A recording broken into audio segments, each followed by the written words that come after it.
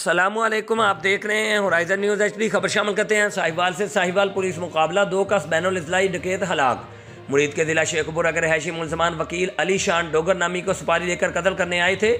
Police थाना फतेह शेर की टीम फतेह शेर रोड चौक पर खड़ी थी, जिन्होंने 2 कस मशकूक अफराद बसवारी 125 मोटरसाइकिल को रोका, जिन्होंने पुलिस पार्टी पर सीधी फायरिंग कर दी। स्क्रीन का शीशा लगने की वजह से ड्राइवर शाकिर जख्मी। मुलजमान फायरिंग करते हुए फरीदिया पार्क से कच्चा पका नूरशाह रोड की तरफ फरार हो गए। पुलिस पार्टी ने मुलजमान का पीछा किया। आमना सिटी हाउसिंग सोसाइटी के करीब क्रॉस फायरिंग के नतीजे में 2 कस मुलजमान जख्मी हालत में गिरफ्तार कर लिए, जिनको अस्पताल रवाना किया गया। मुलजमान ने बताया कि वो वकील अलीशान डोगर नामी को सुपारी लेकर कत्ल करने आए हैं। मुलजमान जख्मों की ताब न लाते हुए रास्ते में ही जाँ बहक हो गए।